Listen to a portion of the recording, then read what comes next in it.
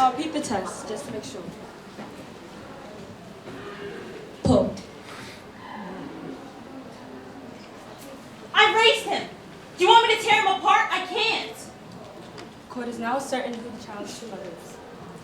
Take your child and clear out. I advise you not to stay in the city with him. And you, get out of here before I convict you of fraud. The estates devolve to the city and will be turned into a park for the children. They need it. And the park shall be named Nasdaq Park after me. Because I'm kicking off the It got too hot for me.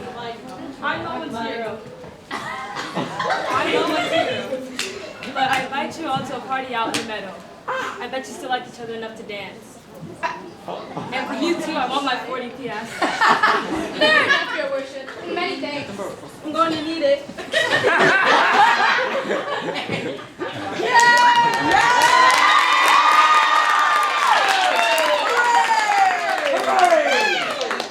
You better leave the city tonight. How do we like? Do you like him?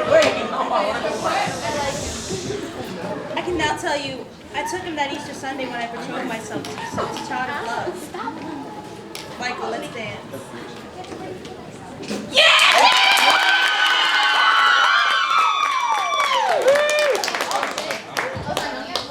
And you who have heard the story of the chalk circle, bear in mind the wisdom of our fathers.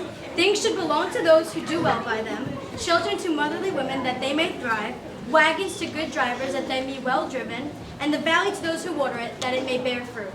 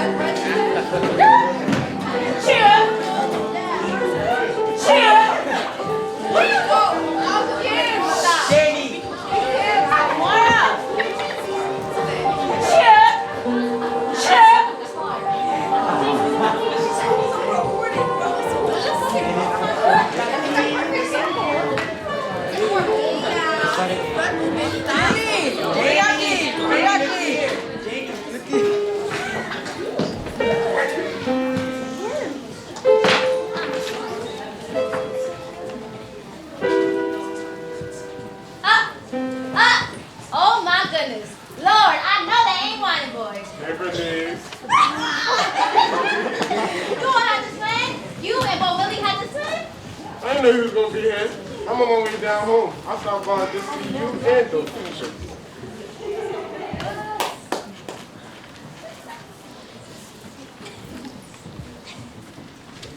I told the nigger he left out of here with that sack of money. We thought we might never see him again. But Willie said he wasn't going to see him until he got broke. I looked up and see him sitting on the doorstep asking for $2. Look at him laughing. He knows it's the truth. Bo Willie, I ain't see a truck out there. I thought you were out there selling watermelons. We done sold them all. Sold the truck too.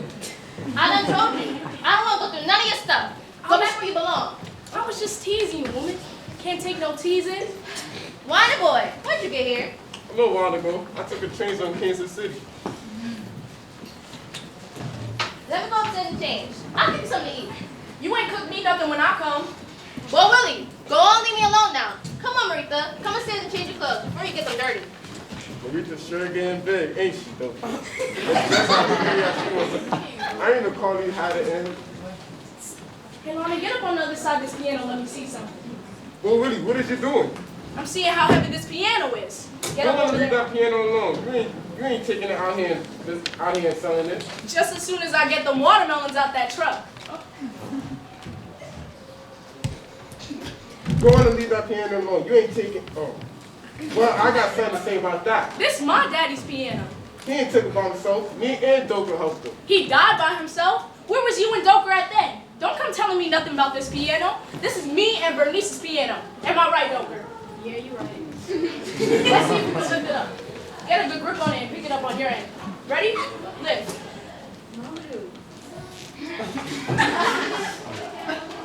What you think?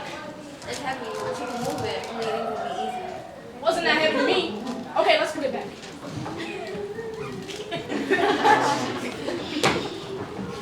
Oh, Willie! You gonna play with me one too many times. And God's gonna bless you, and Wes is gonna dress you. Now set that piano back over there where it belongs. I done told you 100 times. I'm not selling that piano. I'm trying to get me some land, woman. I need this piano to get me some money so I can buy Sutter's land. Money can't buy what that piano costs. It will go with the buyer. It'll trouble the strings to know that you ain't taking on with it. But it won't go with the buyer. I ain't talking about all that, woman. I ain't talking about selling my soul. I'm talking about taking this piano and giving it away. That's what I'm talking about. Get something under your feet. Land the only thing God ain't making no more of. You can always get you another piano. I'm talking about some land. What you get something out the ground from, that's what I'm talking about. You can't do nothing with this piano but sit up there and look at it. And that is exactly what I'm gonna do.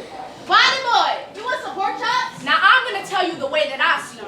The only thing that make that piano worth something is them carvings Papa Willie Boy put on there. That's what make it worth something. That was my great granddaddy. Papa Boy Charles brought that piano into his house. Now I'm supposed to build on what they left me. You can't do nothing with this piano sitting up here in this house. That's just like if I let them watermelons sit out there and rot. Then I'd be a fool. All right now, if you say to me, "Boy Willie, I'm using this piano. I'll give out lessons on it that help me make my rent or whatever," then that'd be something different. I'd have to go in and say, "Well, Bernice using this piano. She building on it. Let her go on and use it." I got to find another way to get Sutter's land. But Doker say you ain't touched that piano the whole time it's been up there. So why you want to stand in my way? See, you just looking at the sentimental value. See, that's good. That's all right. I take my hat off whenever somebody say my daddy's name, but I ain't gonna be no fool about no sentimental value. Now you can sit up here and look at this piano for the next 100 years and it's just gonna be a piano. You can't make no more than that. Now, I wanna get Sutter's land with this piano. I get Sutter's land, I could go down and cash in the crop and get my seed. As long as I got the land and seed, then I'm all right. I can always get me a little something else, because that land give back to you. I can make me another crop and cash that in. And I still got it. Now, this piano ain't putting out nothing else.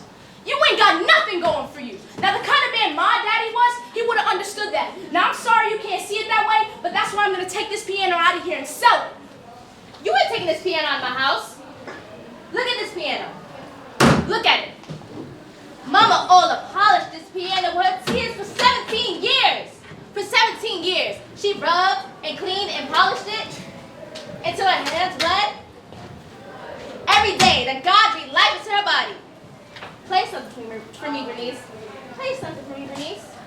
I cleaned it up for you. Play something for me, Bernice. Play something for me, Bernice. You always talking about your daddy, but you never stopped to look at what foolishness cost your mama. For 17 years with cold nights in an empty bed, for what? A piano? A piece of wood? I look at you and you're all the same. You, Papa Boy Charles, White Boy, Crowley, Doker, you're all alike. All this thieving and killing and thieving and killing, and whatever led to? More killing and more thieving? I ain't never seen it come to nothing. People getting buried up. People getting shot.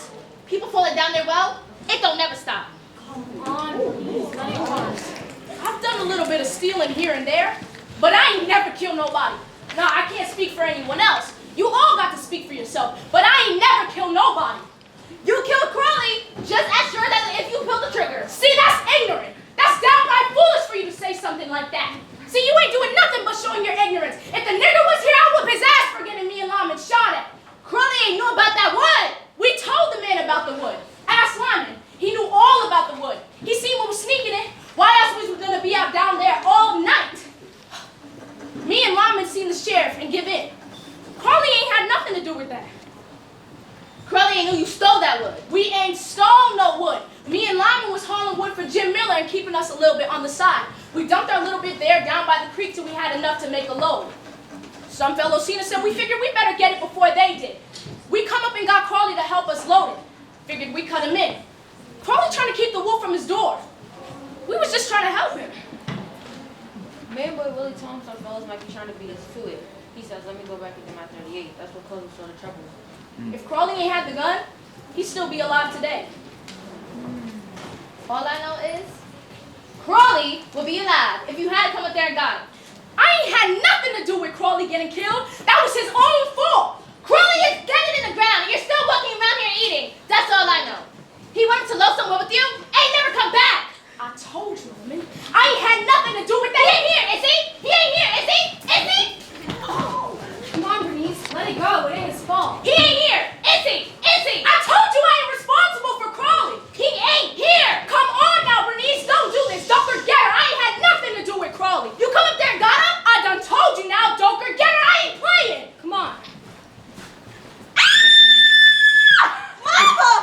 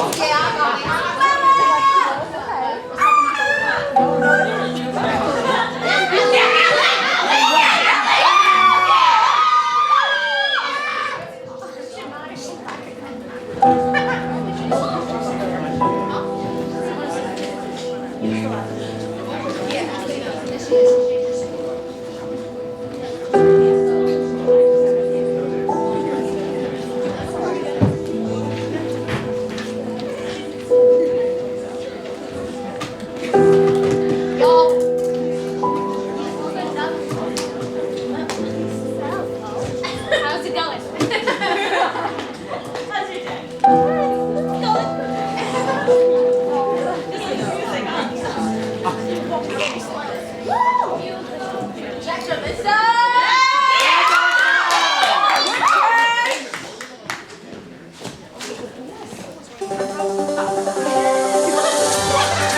Focus today turns to Laramie, Wyoming, and the Albany County Courthouse, where Aaron James McKinney and Russell Arthur Henderson are being charged for the brutal beating of Matthew Shepard, a gay University of Wyoming student. The arraignment was on Friday, right around lunchtime. So I said, I'm just going. So I took off. It's just down the street. Has anybody told you about the arraignment? There are probably about 100 people from town and as many news media by that point. I mean, the fact that the perpetrators were kids, local kids that everybody in this town has some kind of relationship to, and what? I think everybody was waiting on pins and needles to see what would happen. And what happened? There's 200 people in the room at this point, in their orange jumpsuits and their shackles. You could have heard a pin drop. It was incredibly solemn. I mean, lots of people were pretty teary at the end of it. Then the judge came in and did a reading. And the reading of the evidence was... The essential facts are that defendants Aaron James and McKennedy and also Arthur Henderson met Matthew Shepard at the Five-Star Bar. And after Mr. Shepard confirmed he was gay, the subjects deceived Mr. Shepard into leaving with them into their vehicle to a remote area. Upon arrival at said area, both subjects tied their victims to a buck fence, robbed him, tortured him, and beat him. Both defendants were later contacted by officers of the Laramie Police Department, who observed the side cab of their pickup, a credit card, a pair of black patent